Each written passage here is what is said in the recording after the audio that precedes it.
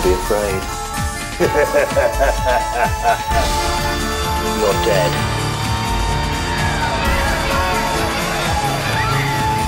I run things here now.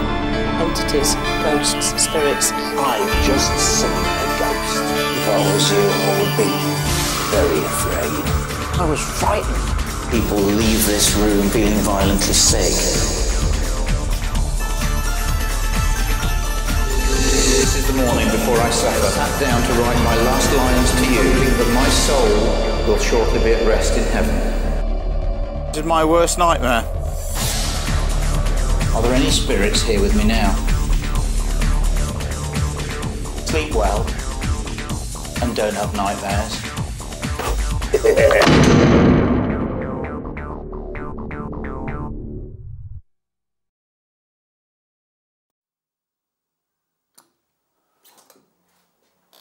Hello, my name's Richard Felix, and for the past 14 years I've been searching for ghosts, and for the past 7 years I've owned Derby Jail. Behind these doors lies one of the most haunted buildings in the British Isles, and I thought it was long overdue that we created a DVD to tell the story of some of those inmates that are still around. So why not join me as I take you inside and introduce you to some of the ghosts of Derby Jail.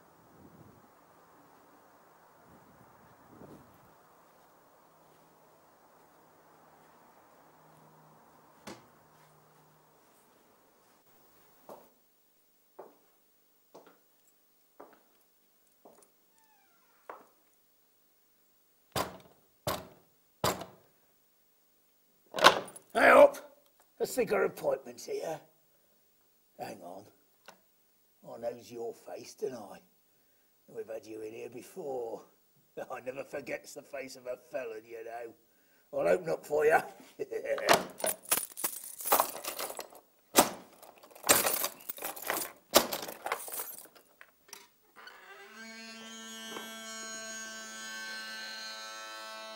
Welcome back. My name's William Eaton. Welcome to Derby Jail. I'm one of the jailers that haunts this place, along with many, many of its famous inmates. Come in.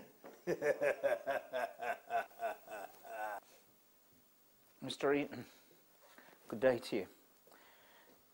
I know that you controlled this place for many, many years. Now, I don't know whether you know this, but you're dead. I run things here now. But if you're prepared to talk to me, I've never ever interviewed a ghost before. Perhaps we could actually find out a few more of the tales of Derby Jail. Is there somewhere we could perhaps go for a brief interview?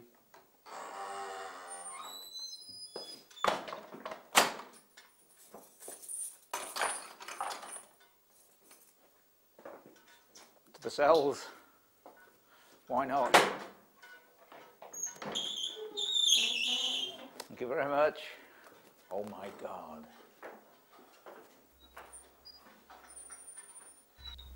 I think that I should be afraid.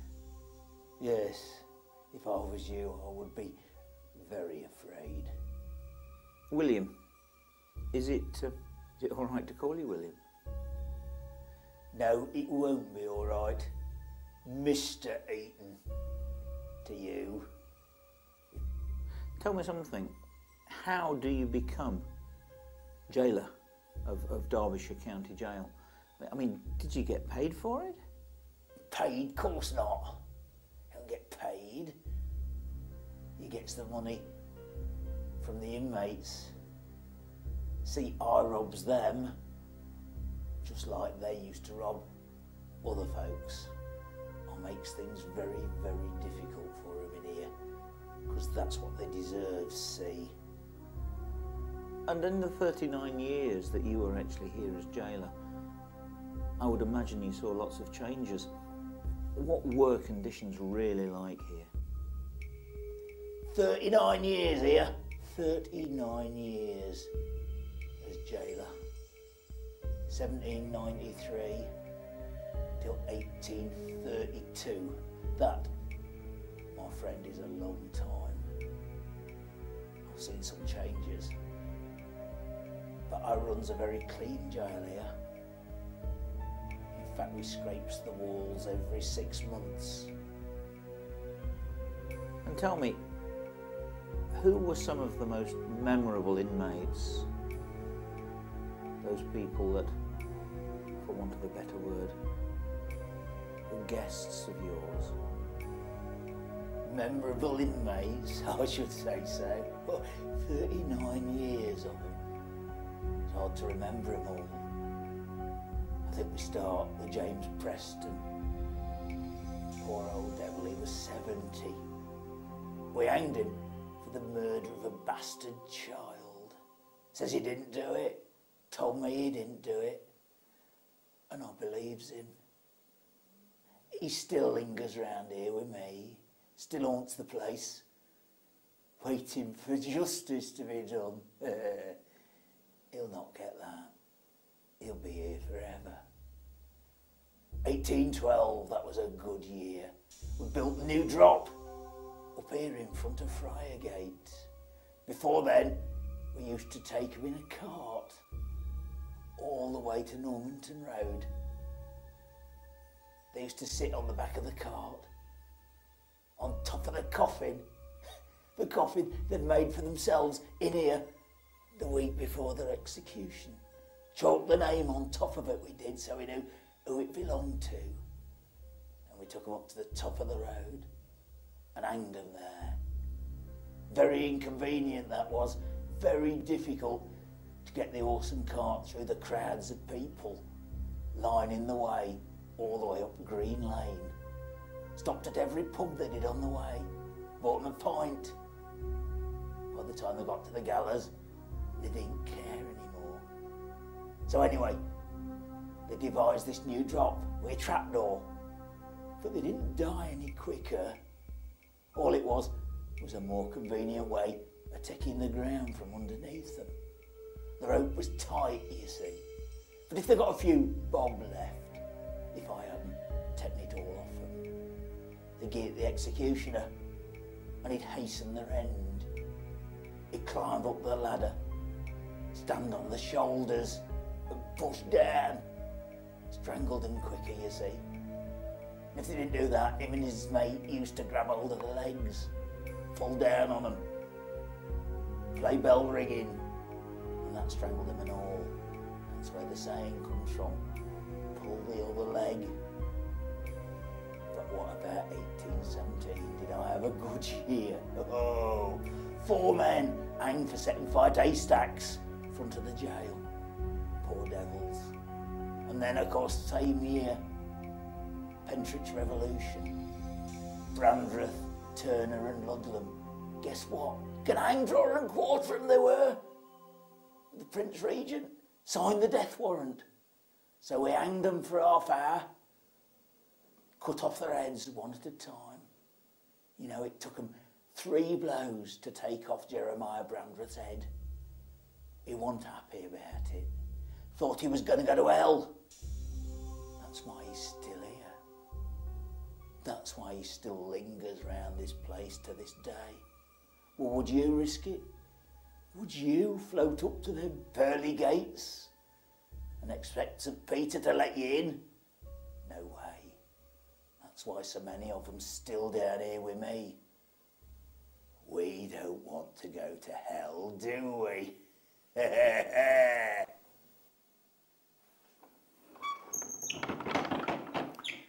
Thank you, Mr. Eaton, for that exclusive interview. Really not much point in me bolting you in, is there? I'm standing in the central corridor of Derby Jail. To the left and right-hand side of me, prison doors, and behind them, the original prison cells. The building was originally, including the cells down here, 4 stories high and 3 times as long as what you see now.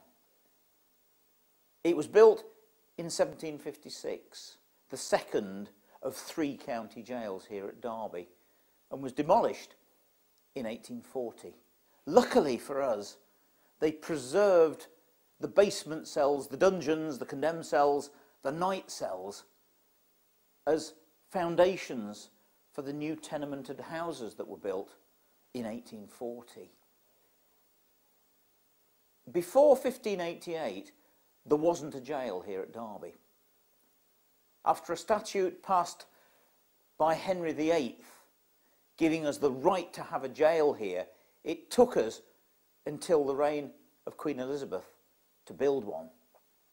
Before then, all prisoners were taken to Nottingham, tried and imprisoned there. What I'm going to do is attempt to explain to you why it is so haunted. We're going to be interviewing people who have experienced things down here, including me, and I'll be showing you some of the interiors that are still preserved of this old jail, and at the same time explaining to you why I think this building is so haunted.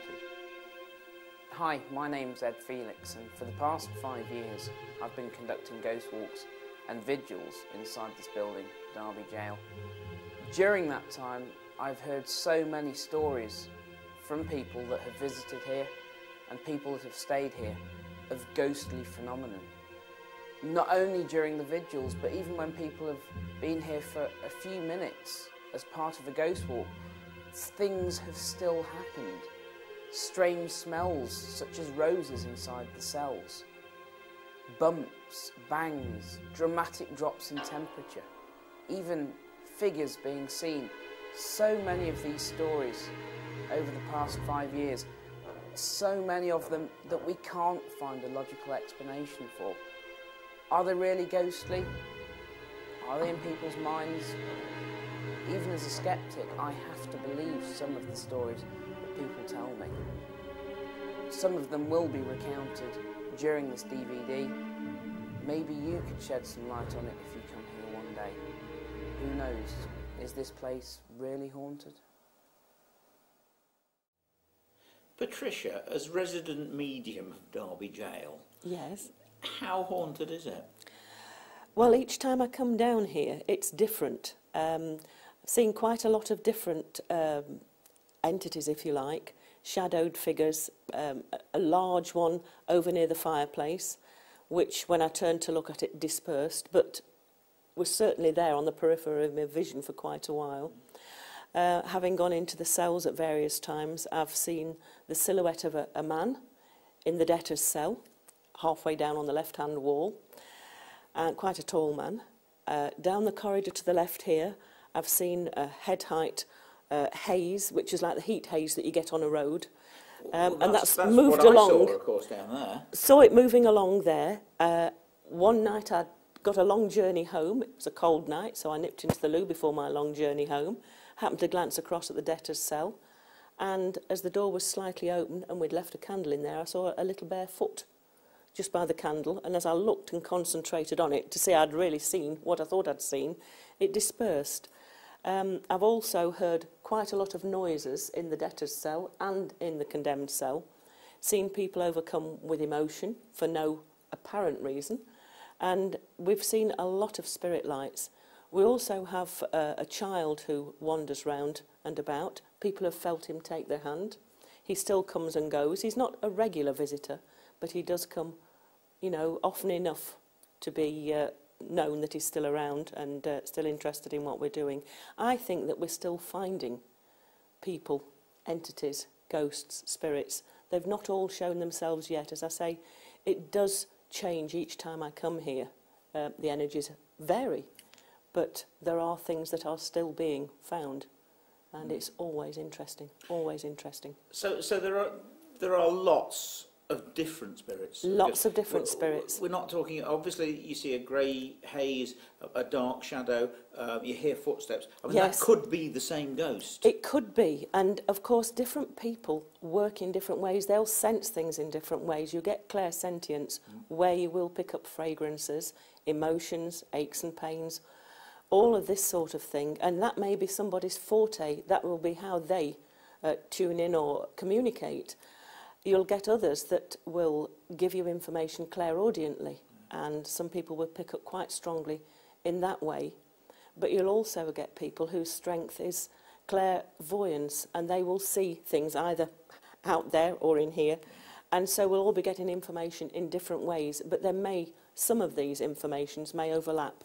So not quite sure whether they're all the same. Yeah, but in other words, in your opinion, we haven't actually got to the bottom of all of the Absolutely goings-on not. that are Absolutely not. No, it's a constant enjoyment and an interest, and there's always something a little bit different, such as when the cell door moved all on its own, the one that's just leaning against the wall in there lurched on its own when we were actually filming and there was nobody touching it. So there's always something new going on. And hopefully more to come. Yes, hopefully so. I'm sure there will be. I don't think we've plumbed the depths, not by a long chalk. Fantastic. Okay. Thanks. You're welcome. You're welcome. This is the corridor where I saw a ghost. It was about 4 years ago. It was the last Friday in November, and it was 3:20 in the afternoon, daylight. I was standing in the kitchen and the telephone went. I answered the phone and there was nothing farther from my mind than ghosts.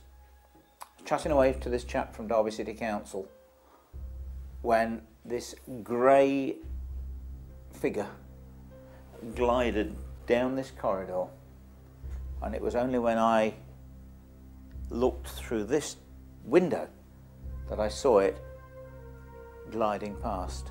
It was as grey as grey. It was distinctly grey. It was a haze, but I couldn't see through it, and I can't tell you if it was male or female. Not only did I see it, but I sensed it, and I was frightened. And I actually was talking to the guy on the phone, and I said, I've just seen a ghost. I put the phone down and went to the front of the counter and stuck my head round here, because like everyone else that sees ghosts, I converted straight away to reality. Oh, someone must have come in. We're not open, but they've walked in. And of course there was no one there. I actually lost it, if you like, between here and here. And when I looked through here, it was gone. I went back onto the phone and I said to him, I hope you don't mind, but I may well stay on the phone longer than we'd originally anticipated. Why? He said, what's the problem? I said, because when I put this phone down, I'm alone with what I've just seen. So we chatted for a while, and then I felt a proper fool and thought, well, I have to go now, so put the phone down. And then thought, oh my gosh, I've now got to go through there, out here, and up this corridor, where I've just seen a ghost. It was gone. It wasn't there. I left pretty quick, arrived back at the Heritage Centre for everyone to say to me, gosh, Richard, you look as if you've seen a ghost, which I had. But the amazing thing is that although I was frightened, I felt as if I'd won the lottery. I'd seen a ghost in Derby Jail. I've not seen it again. I actually came back on anniversaries of the day when I saw it, but I've never seen it again. But that doesn't mean to say I won't. I do expect to see it again one day, but hopefully not when I'm alone. One of the best doors here at Derby Jail is this corridor door, original. When they knocked the place down in 1840 and built new houses, these cellars were actually inhabited, and these doors were painted over and over and over again until you actually couldn't see any of the graffiti that's still there. I had them dipped, and we found these amazing messages from the prisoners etched on the doors. Here, the original game of hangman, with an illiterate man's message, just A, and I think it's an S. But this one, this is the best of the lot. Two men here about to be hanged. One, his feet are up there, the other's his feet are down there. And underneath it, what we thought was the word pub, P-U-B. But in fact, it's not. In the middle there is an 18th century and this is P and B. And underneath it here, 1804. Guess what? In 1804, Parker and Booth were hanged here at Derby for horse stealing. Mr. Booth had been sentenced to death twice in other counties before being hanged at Derby. And he was a 6'4" giant. And even just before their hanging took place, when they scratched their effigies on this door, Booth made himself that much bigger than his accomplice Parker. Yes, I'm Pete, I'm one of the guides, and I take the jail walk at night. And it's going back about 3 weeks now, and we were tidying up after all the paying guests had gone, and I was sweeping up in this area, and Tom was in the back, and he was doing all the putting the dishes in the dishwasher. And he shouts out, "Pete, I think there's somebody coming back," which is quite often a occurrence that happens when people have forgotten an umbrella or gloves or anything like that. And it was raining that night, so we thought nothing of it. I went to the door, opened the door, looked down the corridor, there was nobody there. The footsteps were still coming towards us. By this time Tom joined me, and we both looked down the corridor. Nothing was there, and the footsteps were still coming towards us. Quite bizarre it was. We also had quite an unnerving experience the other night. We were doing a walk, and one of the customers came up to me while we were in the Friary, which is another location that we do visit. And he says, "I used to have a few experiences." He said, "I used to work in the Howard Hotel." He says, "Actually, I used to work in the Friary as well. They were owned by the same company." And he says, "I was the bar manager and everything like that, and eventually became a manager. And while it was the Howard Hotel, which is above the jail," he says, "I went out, used to work in the cellar bar, lock it up at night, and then retire to bed. One night, I was the duty manager. I'd locked up, gone to my room, got in bed, and was asleep. And I was awoken by the night porter. He knocked on the door. He says, 'Have you locked somebody downstairs?' To which he replied, 'No, I don't think so.' So he says, 'I think you'll find you have, because the doors are banging.' So I got out of bed, went downstairs, and went outside, down the steps, got to the main door, and there it was, banging. Put the key in the door, and the banging stopped. Thought that was quite odd. I was half expecting somebody to be the other side of the door. So I went inside, I forgot my torch, and the light switch is right past where the cells are now. So I went along, but as I was walking along, I was tripping over things. So I said, "Well, what sort of things?" He says, "When I got to the light switch, turned the lights on, all the stools had been pulled out from the cell. What are the cells now were little snug rooms. And they used to have a table and a couple of stools in there. All the stools had been pulled out, haphazardly placed within the corridor. And these are what I'd, an hour before, just swept round the area, and everything was in its place." It was most odd. I mean, we have a couple of the guys that do the scaring have also reported hearing stools moving when they're in here by themselves. So it's something that has happened before. Even more disturbing was the second story that he related. He said he was down here, all the customers had gone, and he was tidying the bar area. He said he was behind the where the dishwasher and everything is, washing the glasses, and he heard a thump on the bar. Quite a loud thump, so he went out to investigate. And they got optics behind the bar. They hadn't been disturbed that night, no new bottles had been fitted, but one of the optics had come off the wall, and it was placed the right way up on the bar. He put it back onto the carrier and went back, carried on washing a few more dishes.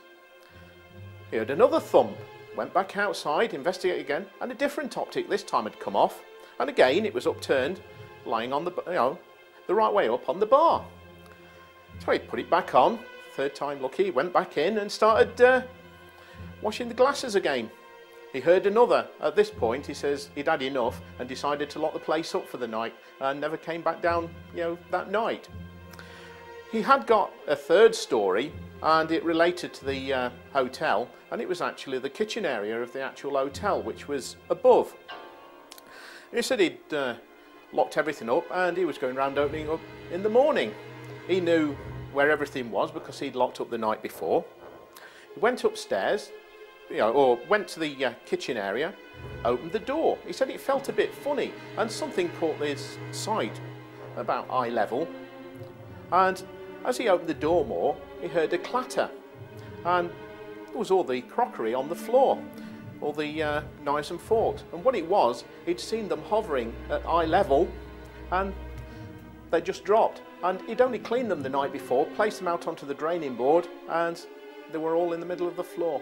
It was quite bizarre, but it's interesting to find out people that have worked in the place before it was a jail, of some of the stories that you can then relate to other guests, and they might even come up with some other stories then. It's something that we try to push forward with the guests, that they relate stories to us. So if you do come on the walks, please talk to us.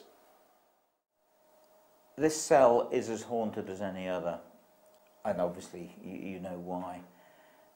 The number of people that can't stay in here, that feel sick, that burst into tears, that have to leave, the number of people on seances that we conduct in here that pick up on various spirits that are still around, makes this as haunted as anywhere else in the building. This is the actual trigger object that has become quite famous now and was actually used on this very bed. This is a real prison cot, and it genuinely did move on a piece of paper. The amazing thing about it is that although people may say, yes, someone could have tugged the paper, which they didn't, nobody can explain why or how the paper bubbled up underneath the cross, because there is absolutely no way that anybody could get their hands underneath to make it do that. That was very, very genuine. And I must be honest with you, we've only ever had one person spend the night here alone, a lady from Australia. And she volunteered to stay.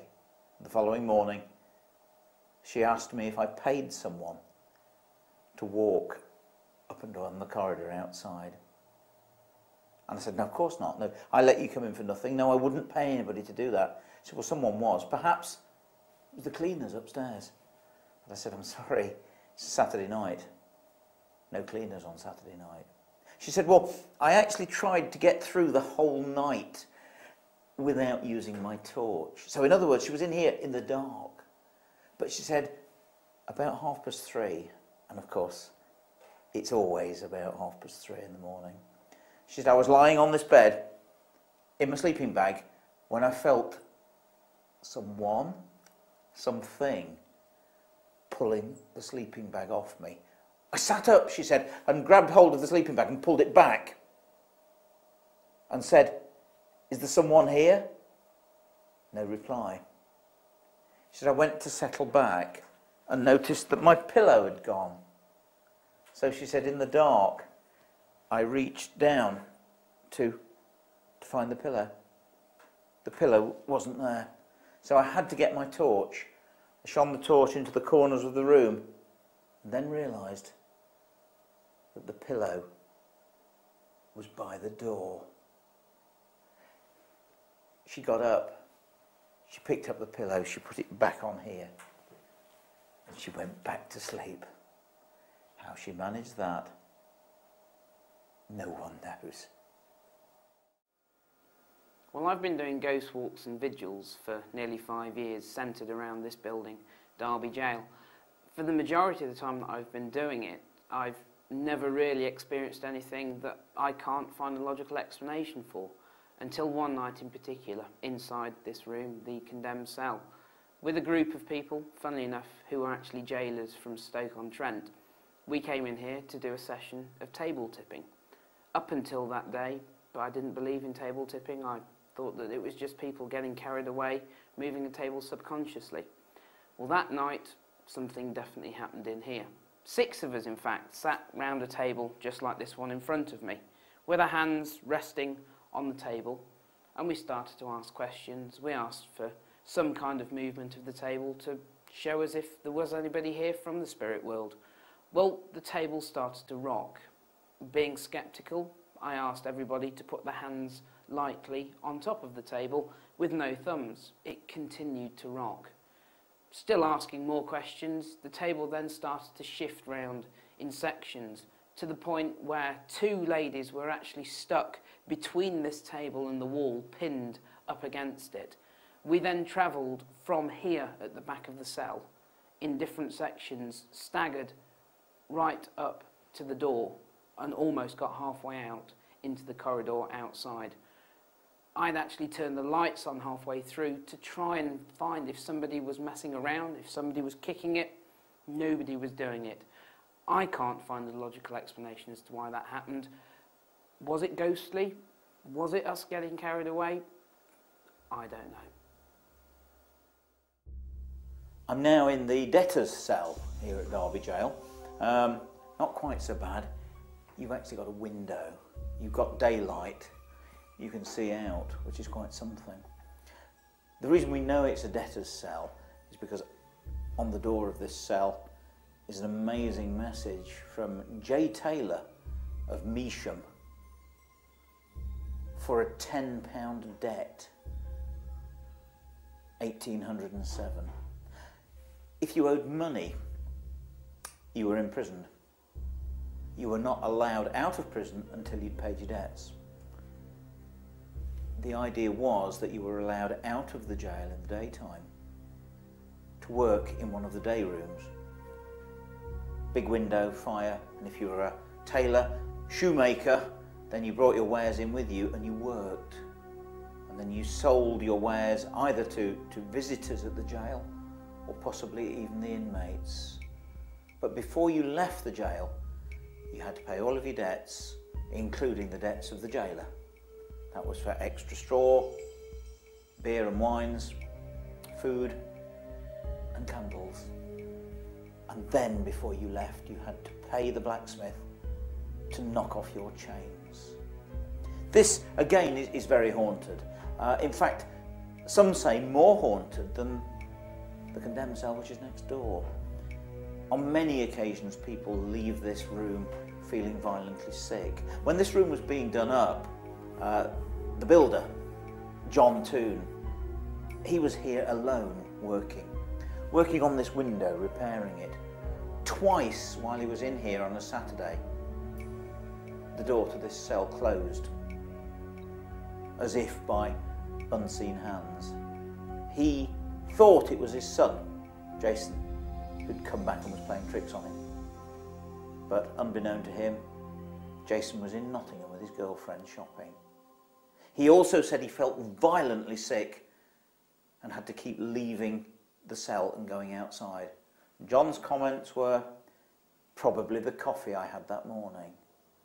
But of course, we know differently. We know how haunted this cell is and how many other people as well have to leave this cell because they feel so nauseous. Chris, Eleanor, you're members of the Derwent Paranormal Group, and it's going to be quite interesting to actually get the views of a paranormal investigation group on Derby Jail. And I know you've been coming here now for quite a long time, but what on earth started you off coming here? Well, we've been interested in the paranormal for many years, and we caught a programme on Discovery Channel several years back about this place, and couldn't wait to get here. That wasn't one where they actually brought a lady that had seen a ghost outside. They met her in a hotel, brought her here. That's the one, yes. Yeah, me and Wayne Anthony waiting for her in here. That's right, yes. That was what. Do you know I've never seen that? Haven't you? No. And yet they tell me it's one of the best programmes ever done on Derby Jail. Yes, it was very impressive, certainly. And that's what got you into it?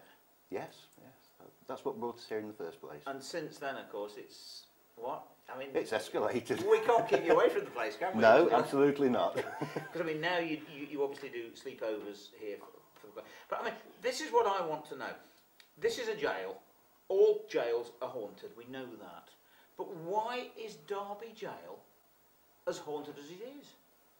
There's so much of it still natural, and there's so much here, and the energy that you created with what you've done with the place has attracted more people back. Right. And people coming that are interested in the paranormal are releasing more energy, which are attracting the spirits back again. So they find here they can get energy, they can also play and see people, so they keep coming back and haunting the place and having fun. Well, now, so there's so many recorded sightings, sounds, smells, you name it. The thing I'm not sure about is someone that sees a dark shadow, a grey figure, something that pushes the candle off the table, slams the door, makes footsteps. Is it going to be one ghost, or is it going to be 6 different ghosts? Do you understand? Yeah, it could be one ghost, it could be several ghosts. I suspect it's probably several spirits, but not necessarily 6. No. I mean, that's what I'm going to say next. Yeah. How many do you think? Because you're also you're psychic, aren't you? Yes. So how many do you think are here? Resident, you've got about 9 associated with the place. Right. Visitors? No, you've got a good 3 or 4 that are permanently here and never leave. One Right. being by Simpson himself. He never leaves the premises. Now he is the, for want of a better word, the patriarchal figure of Derby Jail. He was a jailer here for Yes. many years, and people pick him up all the time, don't they? They sure do, and he picks them up as well. Sometimes literally. Really? Yes. Oh, I see. What lifts people up? We have had one particular person in the debtor cell clearly lifted off the floor, so much so he was having to bow his head because of the ceiling. Oh, I say. I bet that bothered him a bit. No, he hadn't realised what was happening to him. But you could see him. People could actually. People in the room could actually see him. Wow. Once we brought the session to a close, he sort of dropped to the floor and we had to escort him out of the cell and outside to get some fresh air. But after 10 minutes he was fine and raring to go again. Asking for more. Really? Now, what about people actually? Because we've got some famous spirits here, or famous people that died here or executed here. Do people actually see them? Do they recognise them? We've got 15 recorded sightings on 8 different occasions of Jeremiah Brandreth, identified from a photograph that we took of the dummy you had made to look like him that went up in flames a few years back. That's right. Identified from that dummy, and there's been 15 people actually recognise him and see him, and they're able to tell us separately who it is. But this is not necessarily people that saw the dummy. Because remember, No, people see that it. was That's some what years he ago. looked like. No, that was some years ago. This is a photograph we've got on our laptop computer that we don't show them until after the evening session's over. We don't show them anything until after it's all happened. We won't tell them because suggestions are a very powerful tool. Yes, of course. That's the whole point. So, I mean, he is the most famous person. And now you see, my problem sometimes is, yeah, we've seen the ghost of Anne Boleyn. How do you know it's Anne Boleyn? Because it's wearing a Tudor dress and it's associated with the Tower of London. You see where I'm coming from, don't you? But if they're actually recognising from a picture afterwards, that's different. That's much more authentic for me than just someone because it's wearing a costume similar. Oh, it's that person.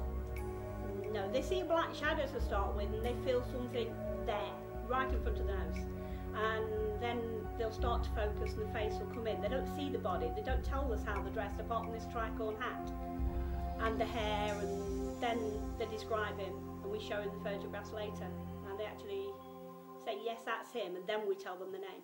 And of course we're getting people coming from all over the country, so they're not Yeah. aware of They Jeremiah know nothing Brandreth before about they the come place. here. That's the whole Precisely. point, We've isn't had it? them Yeah. from Scotland, right down south. Yeah, and it's still the same person. Still the same person. Any others? Someone called Amos. Mm. He's very distinctive by the fact he's got a patch over one eye and he smells foul. This is a bit. I presume this is Amos Mason Yes, that's that, him. that was executed Yes. here.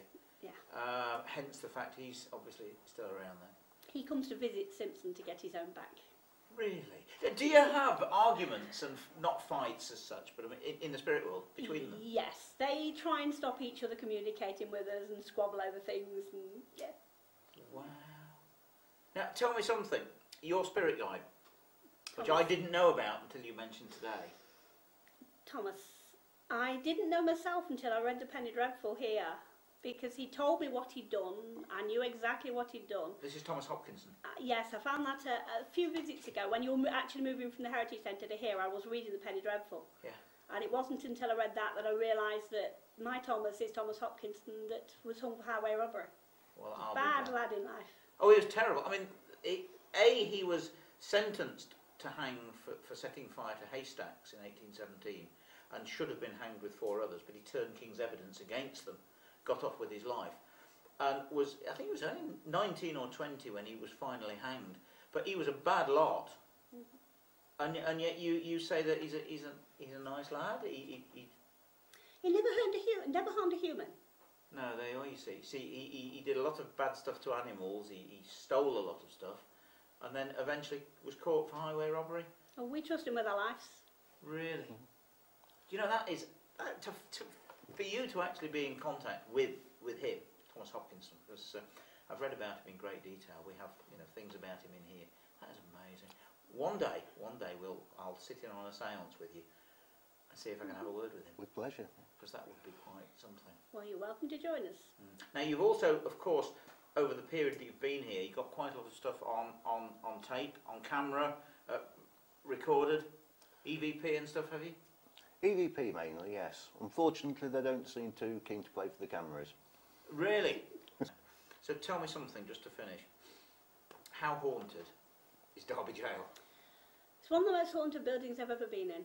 It's also my favourite. Really? Yes. That's why I keep coming back. Yeah. No need to say any more. Chris, Eleanor, thank you very much indeed. Cool. Thank you. This room, again, is notoriously haunted and is a much bigger room than any of the others.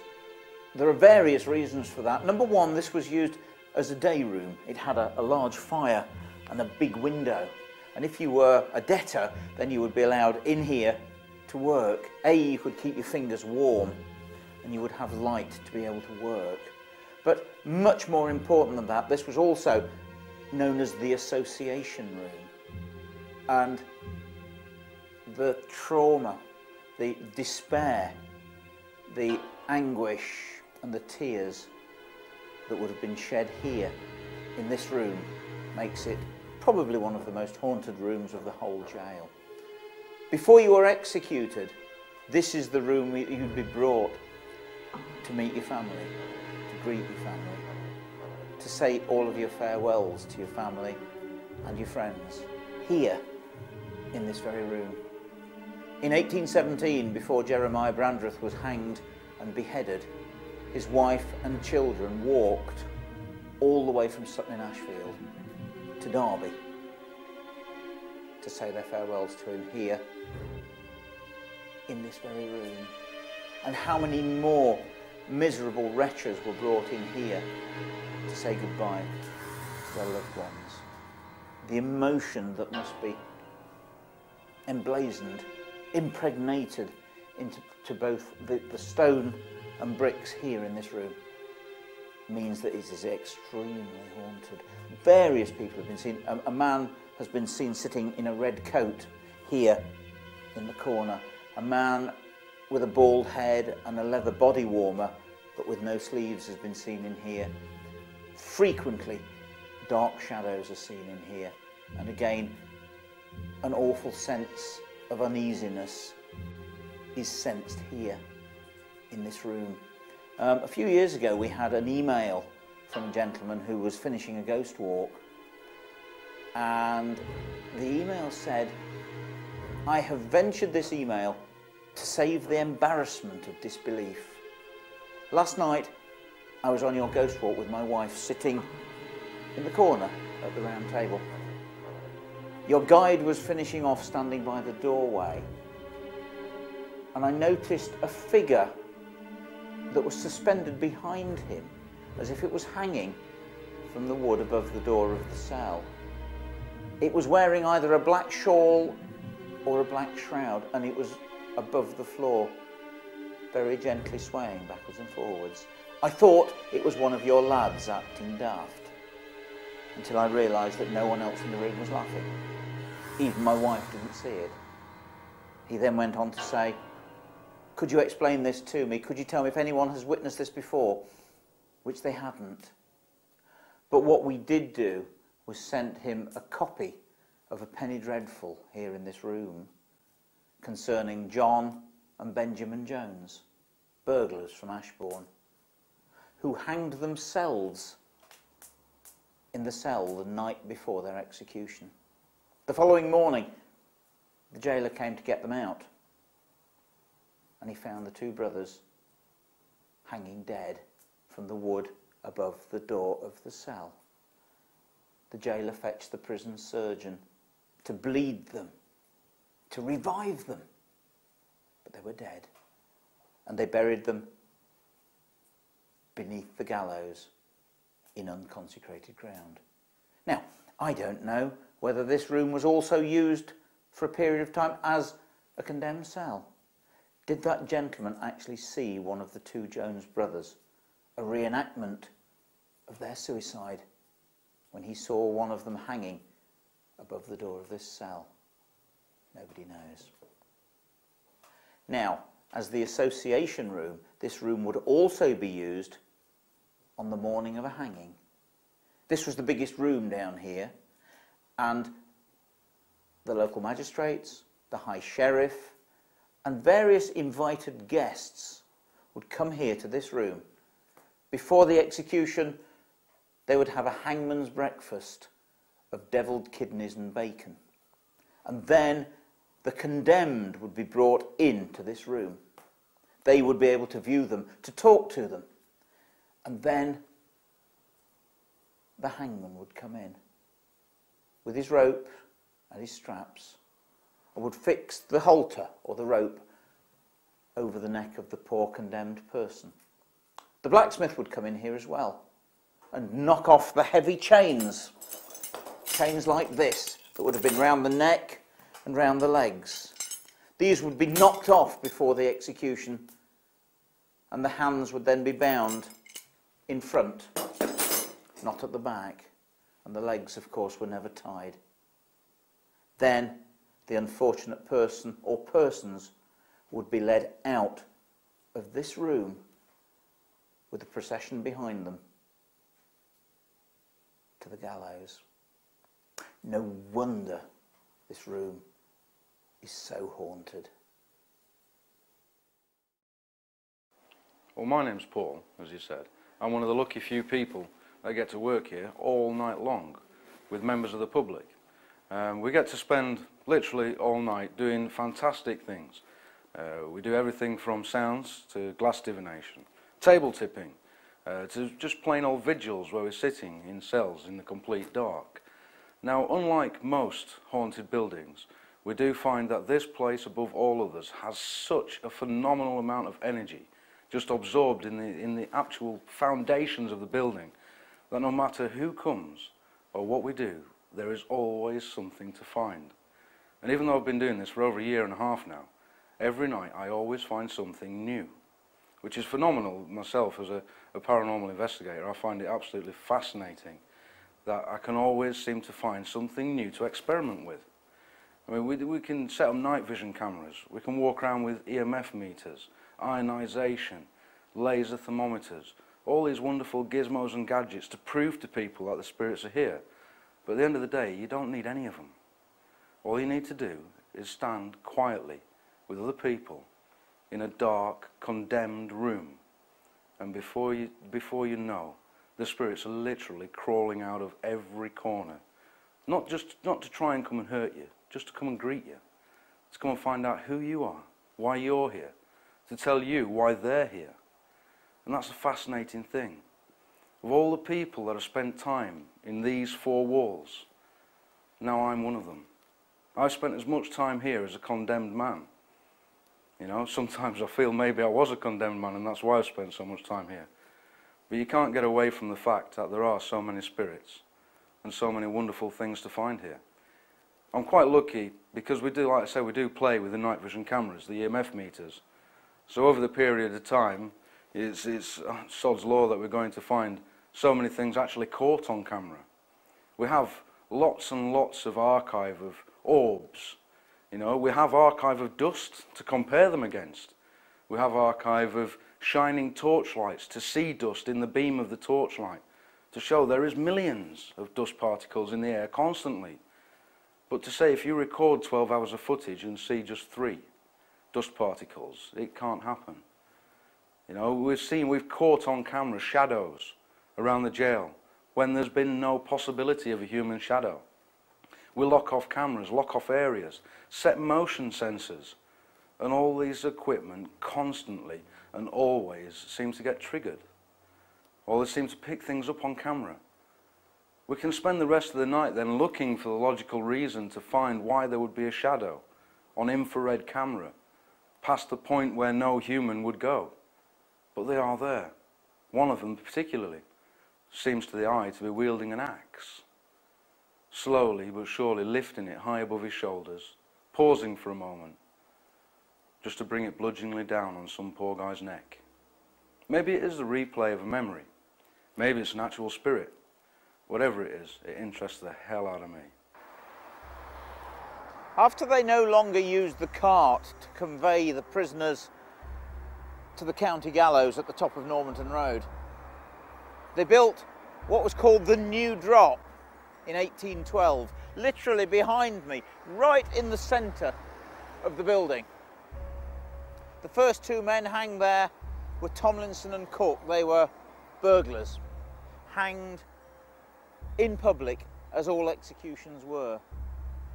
And from 1812 until 1825, when the last public execution took place in front of this building, that of George Batty for rape, there would have been thousands of people here, standing in Friargate, watching the poor wretches kicking, writhing, choking and vomiting here in front of this very building. The best of all, November the 7th, 1817, when the 3 ringleaders of the Pentrich Revolution, Jeremiah Brandreth, George Turner and Isaac Ludlam, were hanged and beheaded here on this very spot. They'd been sentenced to be hanged, drawn and quartered, but the Prince Regent, when signing their death warrant, commuted the drawing and quartering. They were hanged for half an hour, taken down quite dead and laid one at a time on the beheading, drawing and quartering block that had been made specially. 2 black-handled knives were ready, 2 black-handled axes were ready, and sawdust was strewn all over the scaffold. The scaffold was 10 feet high, and there were 6,000 people standing here in Friargate, including the poet Shelley. Soldiers stationed at each end of Friargate in case there was trouble, as they were taken down one at a time, laid on the block and beheaded. The first one was Jeremiah Brandreth. The executioner, a large Derbyshire miner, took 3 blows to hack off Brandreth's head. He then picked up the head by its hair, holding it up in front of the crowd, and shouted the words, "Behold, the head of the traitor Jeremiah Brandreth." Ludlam and Turner followed. They were then bundled into the coffins, bodies and heads, taken in the prison cart down Friargate and buried in a single deep grave in St Werburgh's churchyard. And so ended, here in front of Derby Jail, England's last revolution. I'm right in the centre of the building, but below, where it was demolished in 1840. This is new stone. All of this here is the stonework of the original Derby Jail. Here, I only found recently the grill. This is the area where debtors, if they had no money and could do no work, would have to beg. People passing by would actually bring food, possibly money, and warm clothing, mattresses, straw, you name it, for the prisoners that were begging through the iron bars that would have been on the other side of this boarded up aperture. Some say that this area is haunted. A lot of people say that many of the ghosts emanate from the central part of the building. And the number of people that I've actually sent off to do vigils in the early hours of the morning and told them to come round here, come down here to this area, sit on the stairs. And the number of times that people have actually left early and fled back, come back to the light and the warmth of our part of the jail, terrified of the things that have happened to them here on these very steps. So, why is this place so haunted? I must be honest, it's partly the church's fault. We only seem to see ghosts since Christianity came into being 2,000 years ago. And the church has been playing with people's minds ever since. All the unfortunates that came into this jail believed themselves to be criminals, to be sinners, and believed that they had broken one of the 10 Commandments. And so where would they go after death? They'd go to hell. What would you do? Try it on at the pearly gates with St. Peter, or stay here? And that's what they've done. From the year 1800, there were over 200 hanging offences in this country.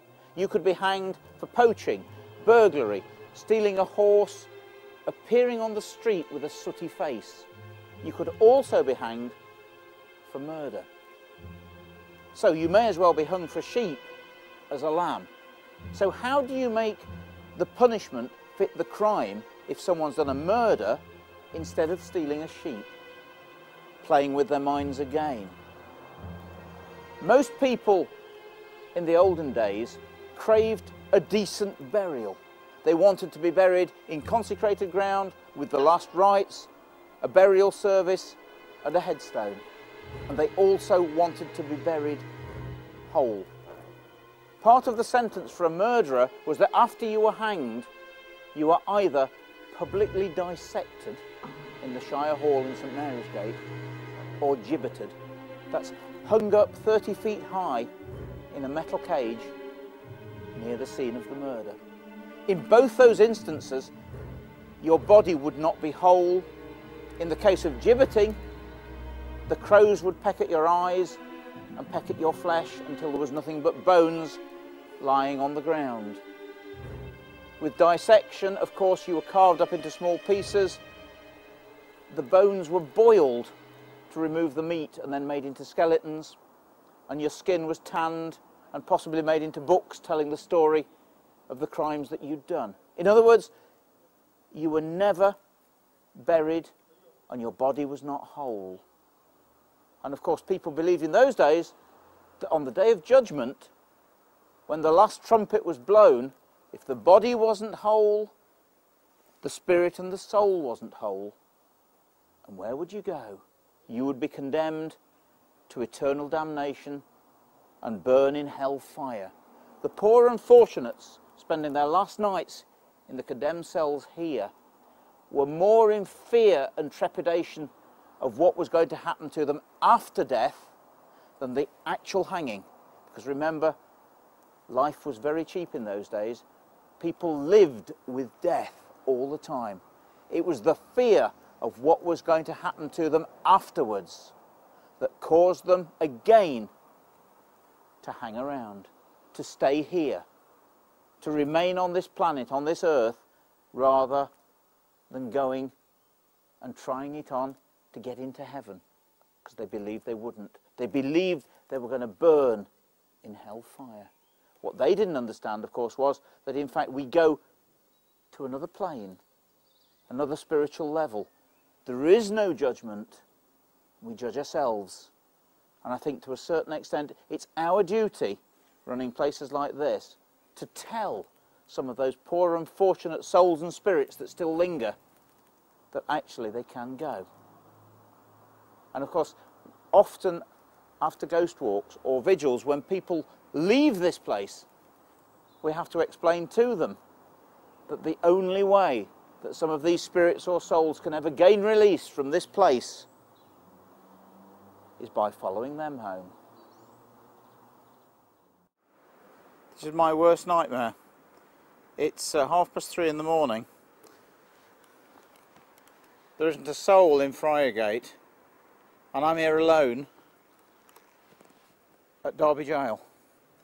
I'm going down there on my own.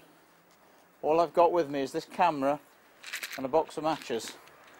Something I said I'd never do, or something I said I never dare do, but I just thought I needed to do it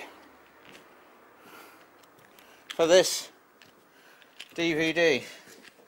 I don't even know how I'm going to light the candle.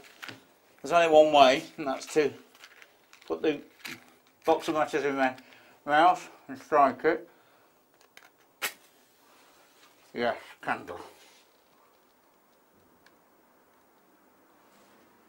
And now somehow, oh God, unlock the door.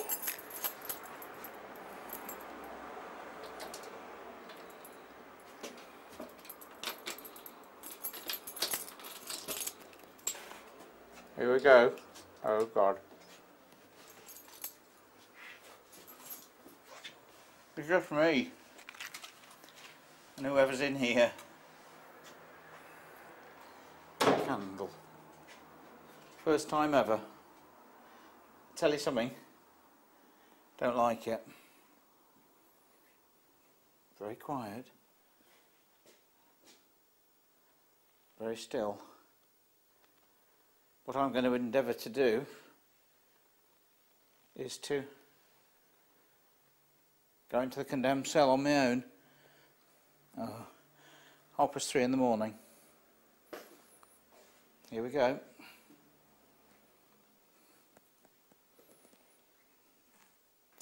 The only thing I have done earlier, before I left this afternoon, I've rigged up a tripod so that I'm going to sit here in the cell with the door closed, alone, and see what happens. Here we go.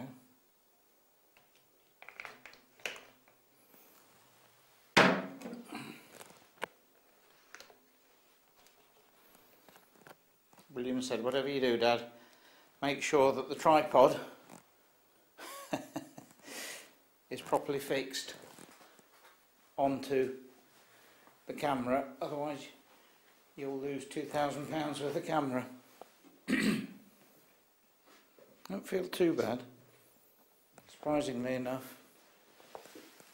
Oh God.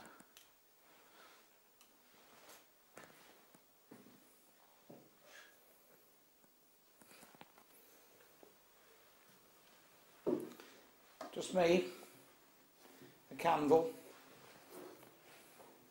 the condemned cell of Derby Jail.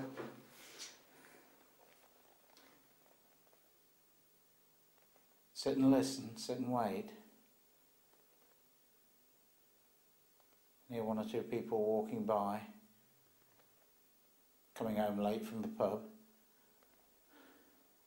Just thinking of all the folks that were left in this cell with their own thoughts for the last night. Especially Jeremiah Brandreth, ringleader of the Pentrich Revolution. And what I've got with me is a book with his very last letter ever written to his wife in here on the 6th of November 1817, the night before he was executed. I'm going to read a bit of it just to see if for any reason it conjures up his spirit or any others. My beloved wife, this is the morning before I suffer. I have sat down to write my last lines to you, hoping that my soul will shortly be at rest in heaven through the redeeming blood of Christ. I feel no fear in passing through the shadow of death to eternal life. So I hope you will make the promise of God, as I have, to your own soul, that we may meet in heaven, where every sorrow will cease and all will be joy and peace, my beloved.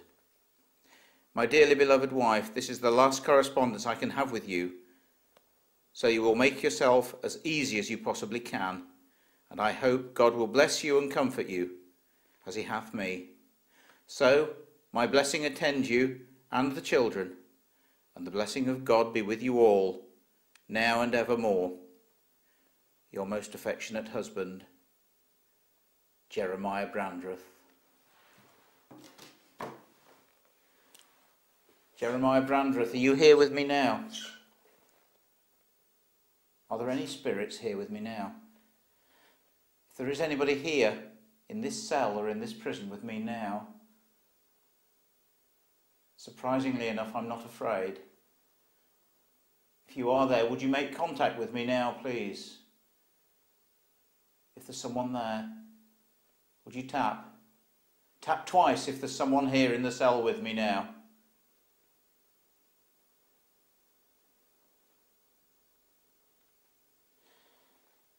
It's quite surprising because although I was terrified to actually come in, I don't feel so bad. As yet I've heard nothing. As yet, like so many other people have, I haven't seen anything, although remember, I've seen a ghost in that corridor. I wondered actually whether I'd be finishing this video by actually running out of this cell. But it looks as if I've got to settle down because I said I'm going to stay here for an hour. But it's not as bad as I thought. So all I can say to you is, I hope you've enjoyed watching this DVD. I hope that one day you all come and make a visit to Derby Jail as well. And I just wonder what's going to happen to me in the next hour. Thanks for watching. Sleep well and don't have nightmares.